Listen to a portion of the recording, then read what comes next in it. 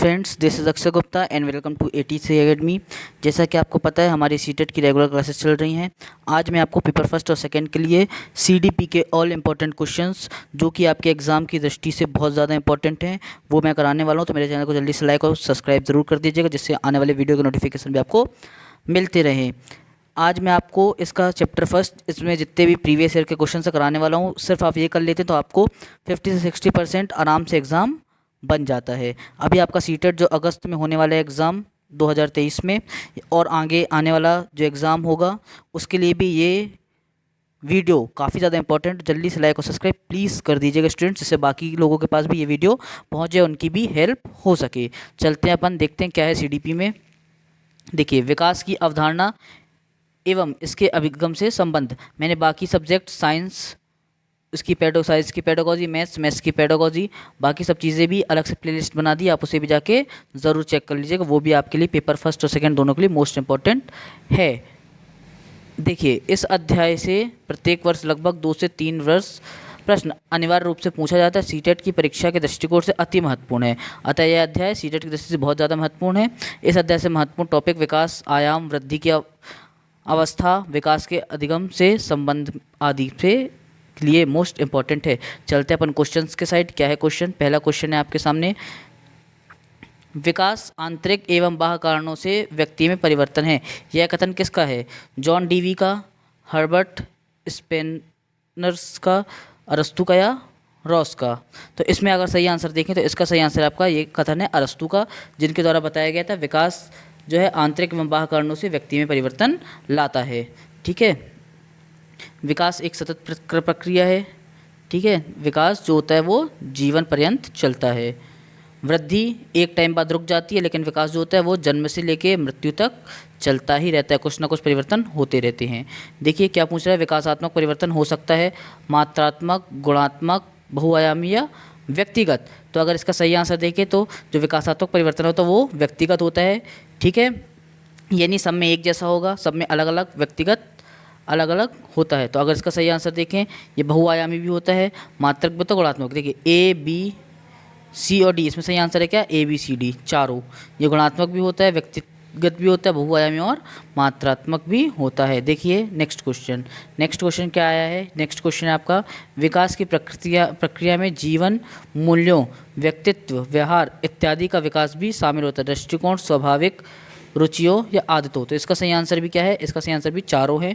दृष्टिकोण भी होता है, स्वभाव, रुचियाँ और आदत भी होती है। देखते हैं नेक्स्ट क्वेश्चन। नेक्स्ट क्या है, मानव का विकास निम्न में से किस पर निर्भर होता है? मानव का विकास किस पर निर्भर होता है? वृद्धि पे, वातावरण पे, उसकी बुद्धि में, या वृद्धि तथा वातावरण से मिलने वाली परिपक्वता पर?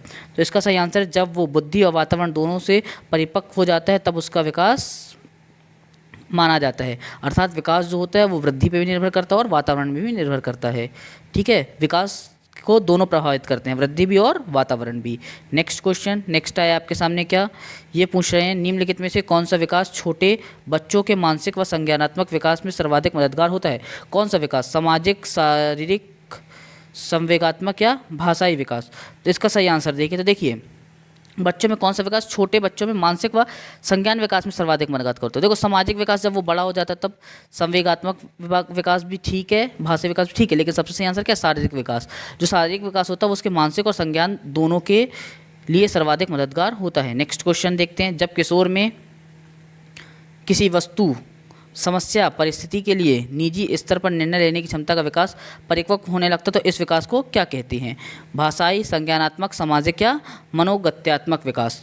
तो इसका सही आंसर देखें तो देखिए, जब किशोर, अब किशोर अवस्था को हम क्या कहते हैं? किशोर अवस्था को हम तूफानी की अवस्था भी कहते हैं। ठीक है, क्योंकि इसमें बच्चा अमूर्त चीज़ों का चिंतन भी करने लगता है। तो इसमें अगर सही आंसर देखें तो इसका सही आंसर इसका क्या? संज्ञानात्मक विकास। जब किशोर में किसी वस्तु, समस्या, परिस्थिति के लिए निजी स्तर पर निर्णय लेने की क्षमता का विकास परिपक्व हो जाते से हम संज्ञानात्मक विकास कहते हैं। देखिए नेक्स्ट क्वेश्चन, नेक्स्ट आया आपका क्या, बालक का संवेगात्मक विकास निम्न में से किसे प्रभावित करता है? शारीरिक विकास को, सामाजिक विकास को या नैतिक विकास को?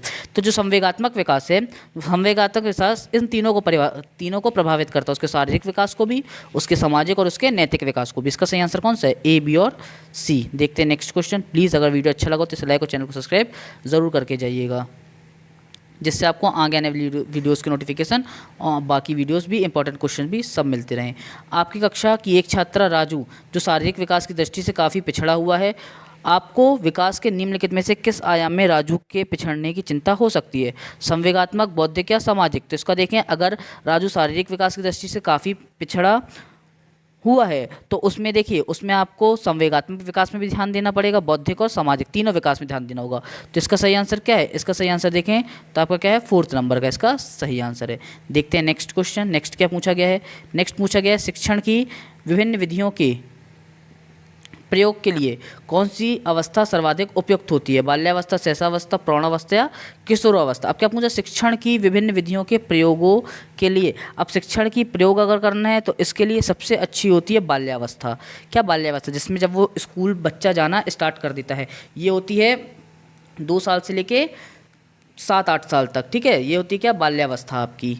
ठीक, अब देखते हैं नेक्स्ट क्वेश्चन। नेक्स्ट कहते हैं आपकी इस अवस्था में बालक में नई खोज करने और घूमने की प्रवृत्ति बहुत अधिक बढ़ जाती है। कौन सी अवस्था में ये सब बढ़ जाती है? तो ये होती है उत्तर बाल्यावस्था।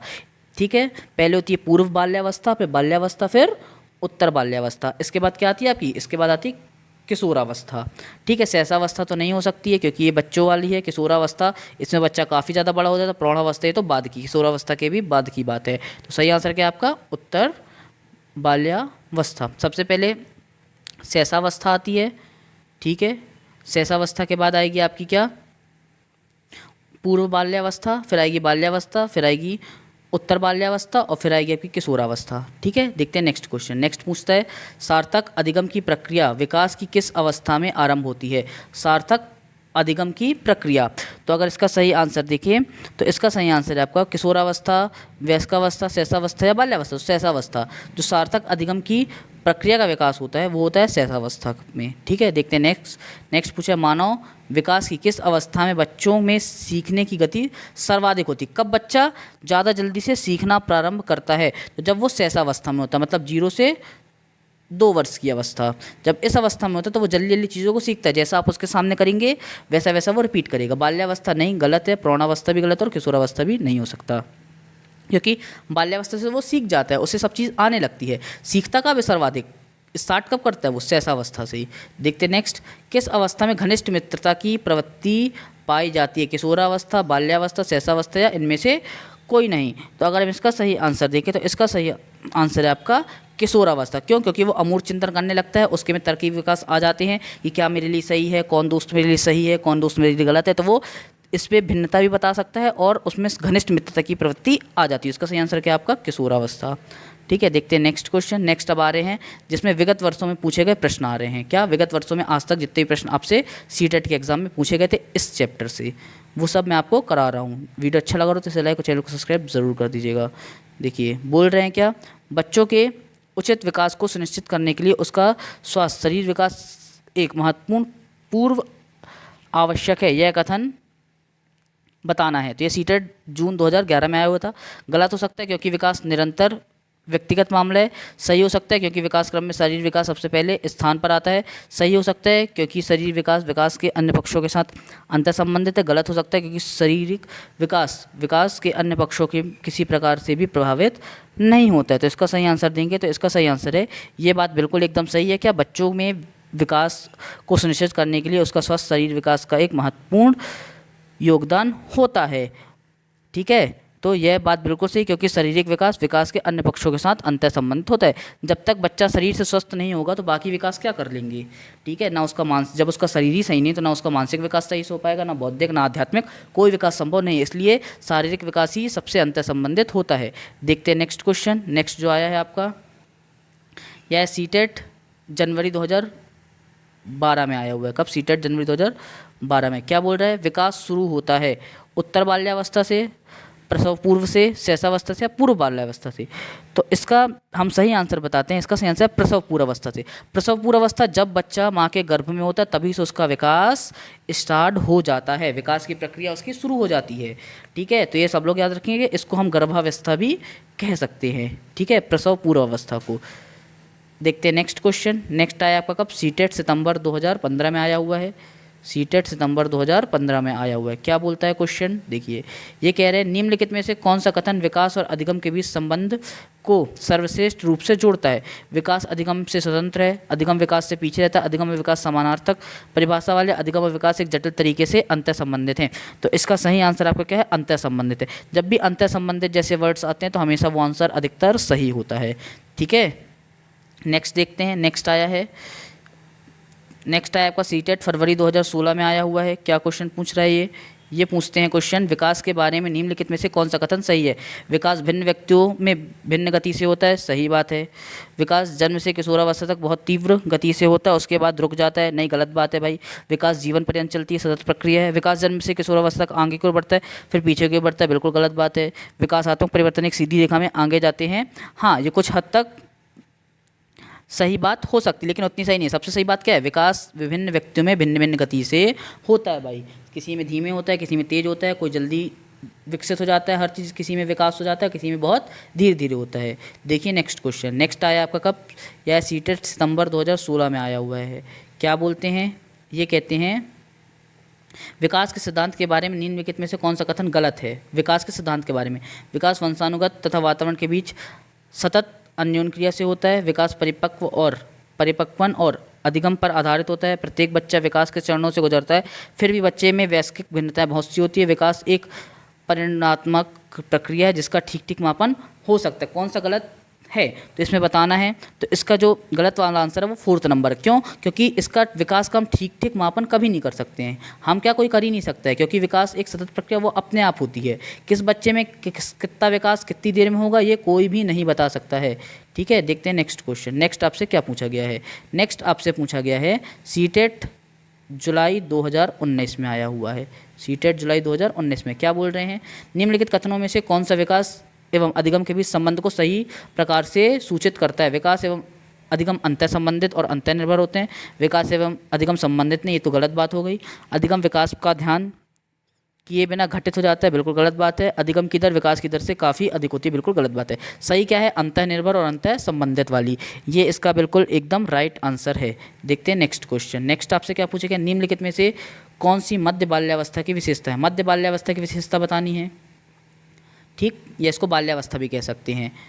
सीटेट दिसंबर 2019 में आता। अधिगम मुख्य रूप से संवेदी एवं चालक गतिविधियों द्वारा घटित होता है। शारीरिक वृद्धि एवं विकास बहुत तेज गति से होता है। अमूर्त रूप से सोचने एवं वैज्ञानिक तर्क का प्रयोग करने की योग्यता विकसित होती है। बच्चे तार्किक एवं मूर्त रूप से सोचना प्रारंभ कर देते हैं। हाँ बिल्कुल सही बात है, वो इस एज में मूर्त तथा तार्किक रूप से सोचना प्रारंभ करते हैं, है ना, किसमें, मध्य बाल्यावस्था में। देखते हैं नेक्स्ट क्वेश्चन। नेक्स्ट आया था आपका सीटेट जनवरी 2021 में। सीटेट जनवरी 2021 में आया हुआ था। अगर वीडियो अच्छा लगा हो तो लाइक और सब्सक्राइब कीजिए, और आगे मैं आपको इसके नेक्स्ट चैप्टर के मोस्ट इंपॉर्टेंट क्वेश्चन बताने वाला हूँ जो प्रीवियस ईयर में आ चुके हैं। बाल्यावस्था की अवधि में विकास में केवल परिणात्मक परिवर्तन होता है, अनियमित और असंबद्ध होता है, धीमी गति से होता है एवं उसे मापा नहीं जा सकता, बहुस्तरीय और मिश्रित होता है। तो बाल्यावस्था की जब अवधि होती है उसमें बहुस्तरीय और मिश्रित होता है, जो विकास होता है वो बहुस्तरीय और मिश्रित होता है। देखते हैं नेक्स्ट क्वेश्चन। नेक्स्ट आपका है सीटेट जनवरी 2021 ऑनलाइन एग्जाम है, तब आया था ये क्वेश्चन। क्या बोल रहा है, ये कहते हैं निम्नलिखित में से मध्य बाल्यावस्था की अवधि का मुख्य प्रमाण चिन्ह कौन सा है। पेशी कौशल और समग्र शरीर वृद्धि का तेजी से विकास, वैज्ञानिक तर्क और अमूर्त रूप से सोचने की क्षमता का विकास, कालात्मक खेल का उभरना और तर्कसंगत विचारों का विकास जो कि प्राकृतिक रूप से मूर्त है। तो इसका अगर हम सही आंसर देखें तो इसका आंसर आपका क्या है, 4th नंबर का। क्या बोल रहे हैं, जो तर्कसंगत विचार का विकास जो कि प्राकृतिक रूप से मूर्त होता है। नेक्स्ट, अधिगम एक खालिस्तान और खालिस्तान प्रक्रिया है। यह था सीटेट जनवरी 2021 में। ये जो होती है, जो इसका मैं आपको डायरेक्ट आंसर बता रहा हूँ, इसका सही आंसर आपका ये एक जटिल और सक्रिय प्रक्रिया होती है। अधिगम होती है जो एक जटिल और सक्रिय प्रक्रिया होती है। देखते हैं नेक्स्ट क्वेश्चन। नेक्स्ट आया, विकास की उस अवधि को क्या कहते हैं जब आत्मसात मानकों पर प्रश्न उठाया जाता है और अक्सर परिवार की तुलना में साथियों की राय बहुत महत्वपूर्ण होती है। किशोरावस्था, आरंभिक बाल्यावस्था, मध्यावस्था या शैशवावस्था। तो ऐसी अवस्था आप सबको पता होगी। ऐसी अवस्था कौन सी, किशोरावस्था की अवस्था, जब उसके लिए परिवार से ज़्यादा इंपॉर्टेंट उसके फ्रेंड्स हो जाते हैं, जिसमें वो फ्रेंड्स की बात ज़्यादा सुनने लगता है, ठीक है, क्योंकि वो उसके साथ ज़्यादा संपर्क में रहता है। ओके, ये इसका सही आंसर है। देखते हैं नेक्स्ट आया आपका क्या, विकास की कौन सी अवस्था में निम्नलिखित लक्षण समाहित होते हैं? स्वतंत्रता की स्थापना, अस्मिता का विकास और अमूर्त चिंतन। तो सबको बताया अभी मैंने, ये वो कौन सी किशोरावस्था की अवस्था होती है जिसमें अमूर्त चिंतन करने लगता है वो, स्वतंत्रता की स्थापना, उसे स्वतंत्रता चाहिए होती है, ज़्यादा फ्रेंड्स बनते हैं, ये सब किशोरावस्था के उदाहरण हैं, ये किशोरावस्था का है। अब आया 37 नंबर का क्वेश्चन हमारा, जो आया दिसंबर 2021 में। इसमें कथन दिया है, उसका कारण दिया है, बताना क्या सही है।